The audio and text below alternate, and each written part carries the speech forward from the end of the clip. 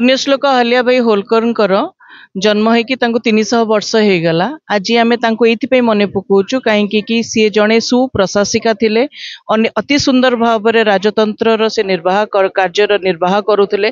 सी जड़े महाराणी थिले, ता सहित सी गोटे बहुत भल महिला थिले जे कि तांकर जीवन मूल्य रे परिवार मूल्य मध्य नेकी से चलुथिले। तांकर जोटा में वर्क लाइफ बैलेंस कहूँ से अति निपुणतार सीटा से करि पारुथिले, मल्टीटास्किंग करि पारुथिले। आ तांकर जीवन ठू अनेक जिनस हमको शिखियार अच्छे। आज युव समाज में कौन वार्ता देवे? निश्चित भाव में आम मॉडर्नाइजेशन हवाई समस्ते मॉडर्न होउचंती, सेथिपई किंतु वेस्टर्नाइजेशन न होइकि हमर भारतीय संस्कृति सभ्यता धरिकी आम आगु जाई पारिया, सेटा सबुठु बड़ वार्ता महारानी अहल्याबाई होलकर देथिले।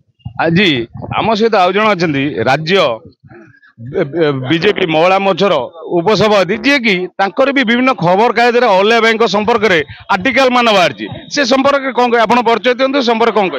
रश्मि पट्टनायक, राज्य उपसभानेत्री महिला मोर्चा।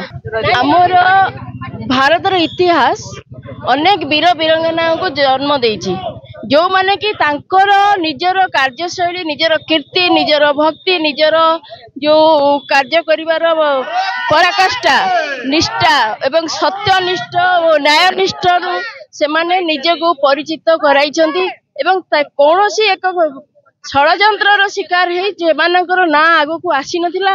वर्तमान आमर यशस्वी प्रधानमंत्री मोदी जी तांको किभली भाव में आमर आगामी पीढ़ी उत्तर पीढ़ी से जानवे, से कार्य संपर्क में विशेष ज्ञान आहरण करेंगे।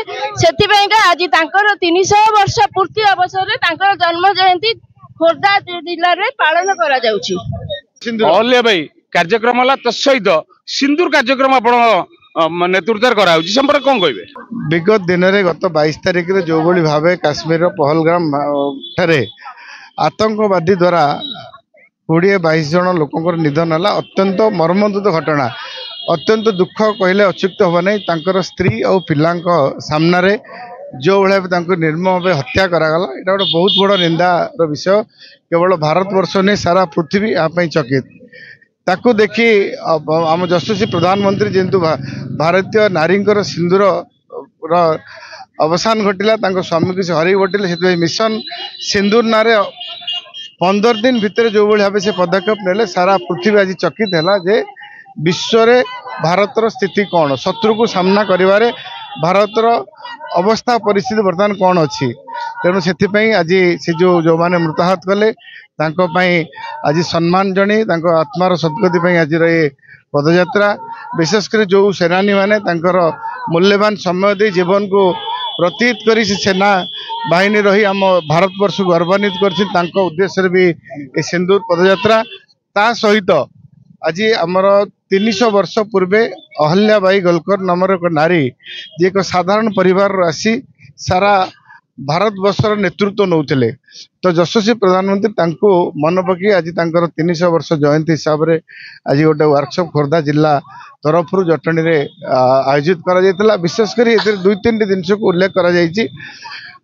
नारी समाज आजिकल आज समाज जो नारी अवहेलित अच्छा तार एक ज्वलंत उदाहरण 300 वर्ष पूर्वे भारतर परिस्थिति कौ भाया थी से समय रे गोटे नारी मुख्य स्रोत को आसी निज परिवार को उत्सर्ग करी सारा देशपाई समर्पण करी निज नेतृत्वर परिप्रकाश करते। तार एक ज्वलंत उदाहरण आउ गोटे जिनस हूँ भारतर यशस्वी प्रधानमंत्री नरेंद्र मोदी नेतृत्व नेला परे जो महिला सशक्तिकरण हो बा विगत दिन रे जो ऐतिहासिक व्यक्ति माने भारतर स्वाधीनता करने हो बा भारत को एक समृद्धशाली गठन राष्ट्र गठन करे जो माने प्रमुख भूमिका था मानचित्र हजई देते। केवल कांग्रेस सरकार थिला बेले से माने परिवार आ इंग्रेज मान को प्राधान्य दिया।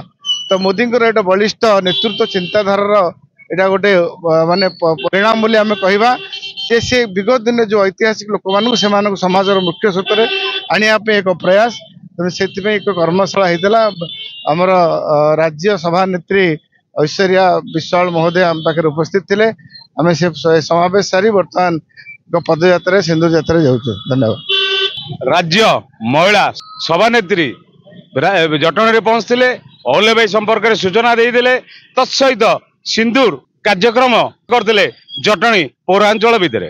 ऐतिहासिक इतिहास किंवदंती पुरुष हिसाब से नरेंद्र मोदी जो ऑपरेशन सिंदूर कले ता द्वारा आम उत्साहित हो भारतवासी प्रत्येक सहर प्रत्येक गाँ प्रत्येक पंचायत रे सिंदूर यात्रा कर सिंदूर हूँ भारतीय महिलार अंग भूषण सम्मान जहाँ भी आम कहीपर। पहलगांव रे 22 एप्रिल 26 जन जो हत्या कले जो भौणी मान सिंदूर चलीगला तार प्रतिशोध नवाई पाकिस्तान उपर जो आक्रमण कले नरेंद्र मोदी एवं सेना बाहिनी तार ना दिखाई ऑपरेशन सिंदूर। तेणु आज भौणी मान सिंदूर देश सबकि दे पारे सेना बाहिनी सबकि दे पारे आक्रमण करे पाकिस्तान को शत्रु को निपात करे। तेणु यार ना जो ऑपरेशन सिंदूर आमर महिला भाई भौणी मैंने आज सिंदूर यात्रा कर साधुवाद जनाऊँगी। प्रबल वर्षा राजरास्ता ओह्लैंती या द्वारा देश प्रेम जागृत होची। केवल पुरुष माने नुह प्रत्येक भौणी मान देश प्रेम जागृत होची। ये देश मातृका सेवा करने त्याग करने से प्रेरणा पाइले।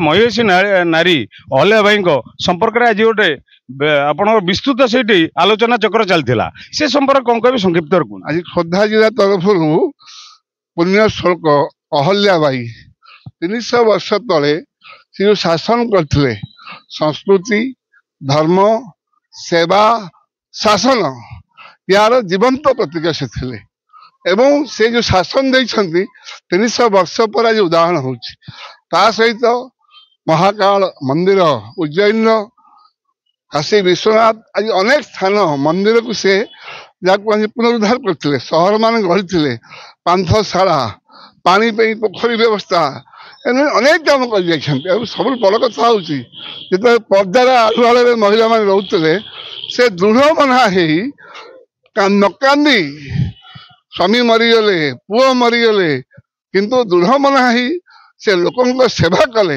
एमान हूँ मो प्रकृत परिवार एमान हूँ मो संतान ये जो स्पिरिट ये जो भावना या आम साल्यूट करुचु सम्मान दौचु एवं भारतीय नारी माने यही आदर्श अनुप्राणित हूँ बोली आम आह्वान कर बढ़िया वार्ता देले आमको जे अहल्या भाई संपर्क में से अहल्या भाई जीवन नहीं कि आज नारी अनुगामी हवा नित्यान्त आवश्यकता हो पड़ी।